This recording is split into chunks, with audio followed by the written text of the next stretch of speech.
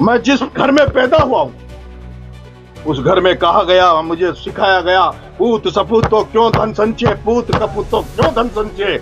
मैं उसी रास्ते पे हूँ, एक पटेल के घर में पैदा हुआ हूँ, मैं वो संस्कार जानता हूँ। मैंने कभी राजनीति एक जनसेवा का जो माध्यम होता है, इसलिए मैंने राजनीति को चुना था, लेकिन आज राजनीति जनसेवा का माध्यम नहीं बना।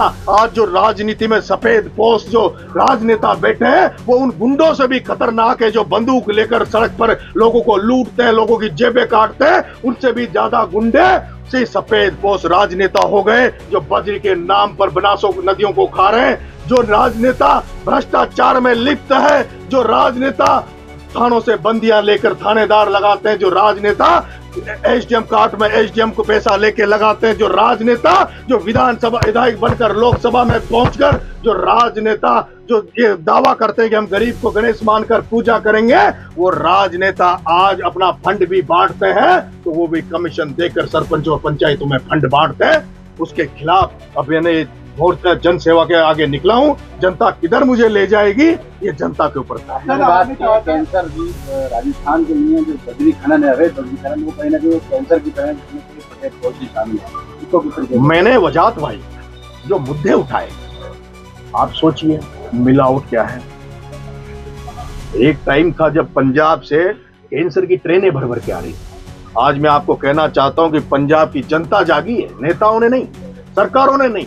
जब पंजाब की सरकारें फेल हो गई, पंजाब की राजनीति लोगों ने जब नहीं कर पाए, वहां के गांव में कमेटियां बन गई, वहां की जनता जाग रही है और वहां इस तरह की कमेटियां बनेगी। कोई नशा करता है उसको जेल में डाल दो, कोई नशाखोरी का धंधा करता है उनको जेलों में डाल दो। वहां पंजाब में इस तरह का चलने लग गया कि कोई नशाखोरी व्यक्ति जेल में पड़ा है, वहां के वकीलों ने एकता कर ली। वकील कहते हैं कि ऐसा कोई नशाखोर है, नशा को जो बेच रहा है, जो लाखों लोगों को बर्बाद कर रहा है, उसकी हम जमानत नहीं कराएंगे। मैंने 11 सूत्रीय मांगों को लेकर जन क्रांति निकाल रहा हूं। ये जन क्रांति में मेरी केवल ये जो मैं कह रहा हूं वही नहीं, मेरी 11 सूत्रीय मांगे हैं। वो मांगे मैं आपको बता देता हूं क्योंकि टोंक आया हूं। और अभी अभी मैंने ये यात्रा भी जो है ये कोई बहुत प्लानिंग की नहीं थी, मैंने कल इसकी घोषणा करी थी और अचानक से परसों रात को जब मैं सो रहा था मुझे लगा कि अब मुझे सड़क पे निकलना चाहिए, जनता के बीच में जाना चाहिए। अचानक से मैंने खुद के मन में ठाना और अचानक से एक बैनर बना के पिंक सिटी प्रेस क्लब में आपके साथियों के साथ जाके मैंने इसकी घोषणा करी है। और इतने कम समय में मैं जा रहा हूं इसको लेकर 12। अब मेरे को कितनी जनता जनार्दन आशीर्वाद देगी ये उसके ऊपर है, क्योंकि मैं जेल से निकला हूं, मेरे पास फोन है नहीं, मैं लोगों से संपर्क कर नहीं पा रहा। जो सोशल मीडिया से लोगों के पास जानकारी जा रही है, जो मीडिया के साथी मेरे जो जानकारी भेज रहे हैं, उसी माध्यम से जनता के बीच में जानकारी जा रही है। अब कितना आशीर्वाद मिलेगा ये जनता के ऊपर है। लेकिन मेरी ये यात्रा है तो 11 सूत्रीय मांगों को लेकर रहेगी। जब यात्रा जब समापन होगा नगर फोर्ट की धरती पर, देवली की धरती पर ये जब यात्रा समाप्त होगी, उसके बाद लाखों लोगों को लेकर वहां से इन मांगों को लेकर मुझे लगता है जब मांगे मैं रख दूंगा, यात्रा खत्म होगी, उसके पहले राजस्थान की सरकार इन मांगों को मान लेगी। अगर नहीं मानती है तो नगर फोर्ट से नरेश मीणा फिर लाखों लोगों को लेकर फिर जयपुर कूच करेगा। एक ऐसी राजस्थान में क्रांति आएगी जो लोग सोच नहीं सकते। कई साथी कह रहे हैं जन क्रांति को लेकर कई सारी बातें राजनीतिक तौर पे कर रहे हैं, कई मेरा आकलन कर रहे हैं। मैं उनसे कहना चाहता हूं जिसने इंकलाब का नारा दे दिया हो, जिसने भगत सिंह को अपना आदर्श मान लिया हो, उसके बारे में छोटा सोचना बंद कर दो। नरेश मीणा उस कुर्बानी को देने के लिए तैयार है जो कुर्बानी इसके लिए दी जाएगी। इस यात्रा में समरावता प्रकरण को जो अभी अधूरा न्याय मिला है उसको पूरा न्याय दिलाने का कार्य मैं करूंगा। राजस्थान के सभी सरकारी कार्यालयों में जो भ्रष्टाचार व्याप्त है वो उसको खत्म किया जाए। राजस्थान में ड्रग स्मैक माफियाओं पर कड़ी कार्रवाई हो, कानून बने, मिलावटखोरी बंद हो। राजस्थान में छात्र संघ चुनाव चालू कराए जाए। राजस्थान में छात्र संघ चुनाव चालू कराए जाए। मैं इसलिए कहना चाहता हूं कि अगर राजस्थान में छात्र संघ चुनाव नहीं होते तो नरेश मीणा आज आपके सामने नहीं होता।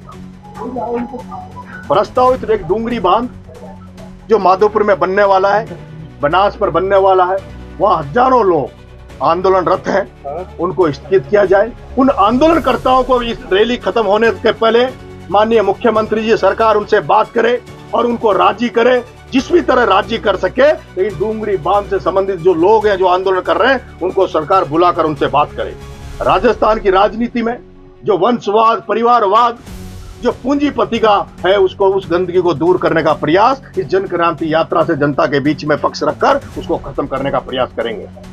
जेल में जब मैं जेल में रहा तो मैंने वहां भी कई कष्ट देखे कि राजस्थान की जेलों में जो स्टाफ लगा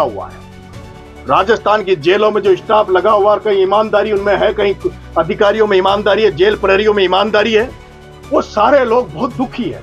इस बात से दुखी है, हम हार्डकोर बदमाशों क्रिमिनलों के बीच में रहते हैं और उसके बावजूद भी जो राजस्थान में बाहर जो पुलिस को जो पैसा मिलता है, तनख्वाह मिलती है, उनके पास तो और भी जुगाड़ तुगाड़ रहता है, लेकिन जेलों में कोई जुगाड़ तुगाड़ नहीं है। दूसरा, इसलिए हमें भी जो वेतन जो पुलिस को मिलता है वो राजस्थान सरकार जेल में जो प्रहरी हैं, जो वहां के जो अधिकारी हैं, जेल स्टाफ है, उसको भी राजस्थान पुलिस की तरह ही उनको भी तनख्वाह दी जाए। मैं इसके साथ साथ जो राजस्थान में लगभग 30,000 बंदी जो आज की तारीख में बंद है, उन 30,000 बंदियों को जो मैं जेलों में मैंने देखा, उनकी व्यवस्था को देखा, उसको लेकर भी मैं माननीय मुख्यमंत्री जी से निवेदन कर रहा हूं इस माध्यम से कि उसमें उन बंदियों को व्यवस्थाओं में सुधार किया जाए, उनके खाने में सुविधा की जाए, उनको किसी तरह का मानवाधिकार का जो उल्लंघन जेलों में होता है उसकी रक्षा करने का काम भी माननीय मुख्यमंत्री जी करेंगे।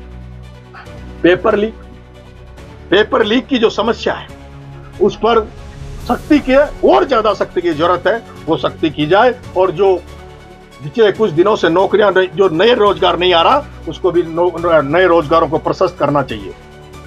एक मैंने देखा है, मैं देवली में चुनाव लड़ा और मैं आपके छबड़ा में चुनाव लड़ा। मैंने कुछ तबके आज भी ऐसे देखे हैं जहां ST/SC को बाबा साहब भीमराव अंबेडकर के सपने संविधान की वजह से इनको आरक्षण मिल गया। ST/SC के बहुत सारे तबके बहुत आगे निकल गए, लेकिन कुछ तबके आज भी ऐसे हैं जो बहुत पिछड़े हुए हैं। वो गुर्जर आंदोलन में उन जातियों को जोड़ा भी गया, लेकिन आज भी उनकी शैक्षणिक आर्थिक स्थिति बहुत दयनीय है और ये मैं रूबरू हुआ हूं, मैंने देखा है। जो मैं उन जातियों को मैंने बहुत नजदीकी से देखा है। ये जातियां हैं बंजारा समाज, ये जातियां हैं सांसी समाज, सहरिया समाज, कंजर समाज और भील समाज। ये तबके ऐसे हैं, आज आप भी सब पत्रकार साथी सब लोग जानते होंगे।